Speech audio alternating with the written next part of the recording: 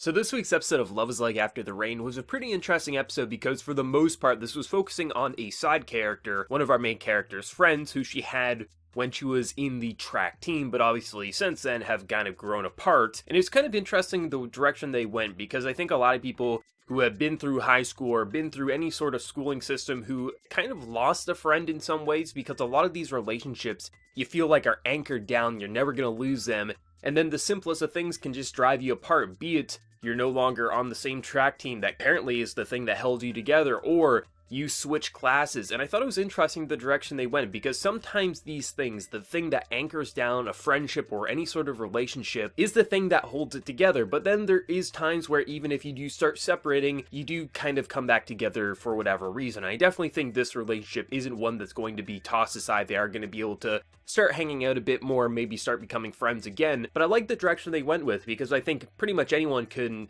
find something in their own past and be like, I feel it because I was either in this club with this person, I thought we were never going to grow apart, and then I stopped going to the club, or they stopped going to the club, and now I just no longer talk to them. And I just really enjoyed the direction they went, because this entire episode was pretty much focused on her perspective, this friend's perspective, and showcasing just the pain. Was our friendship really just held together by the track team? And I like the moment where she throws that keychain, the one that obviously the main character wanted to have, but ultimately it just has that note saying of course our friendship wasn't just held down by this anchor. And then you see her just kind of curled up on the rooftop. And I'm really interested to see where the direction of their friendship will go, because I definitely think, since this is an anime, I don't think we're just going to sweep this under the rug. Of course, the main content and the main perspective and the main focus of this show is, of course, the will they, won't they relationship between the manager and our main character. But ultimately, I think this will be an interesting plot device to just see where their friendship could go, and if it was only held down by this track club, which I don't think it was, but I enjoyed this little side element nonetheless. But it was kind of interesting because this episode ends on a sort of cliffhanger. I think this is one of the more big cliffhangers we've seen in the series so far,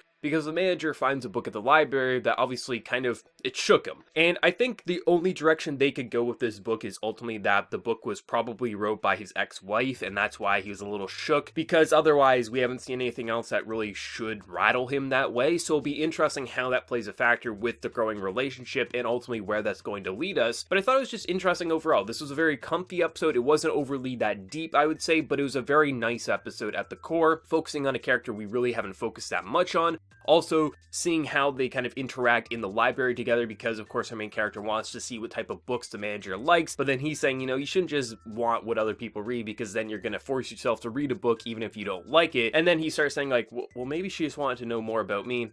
Nah, I'm just being too overconfident, which it makes sense why he's still like this, because he's so significantly older than her. There's no reason that this young, attractive girl would want him in any situation. So it makes sense the reason he's acting the way it is, but I don't feel like it's overly dry or they're beating around the bush. I do feel like his kind of clumsiness and maybe obliviousness is actually charming in its own way, and they haven't gone so beating you over the head with it that you just want to bash your head into the screen because of just his stupidity. I really enjoy his clumsiness and just his not really understanding what's truly going on. But this episode was interesting. I really enjoyed the direction the series is going. Like I mentioned, I think it was last week I said, I really enjoy the fact that they all work at this restaurant, but that's not the focus. It's a side element, and these episodes aren't just focusing of them in the restaurant. They're going to libraries or going to cafes or going to school. Like, it really feels like the setting location for the show is one of the strongest parts to the show, because it allows for the interactions not to become more or less the same every single week. It allows them to be spiced up.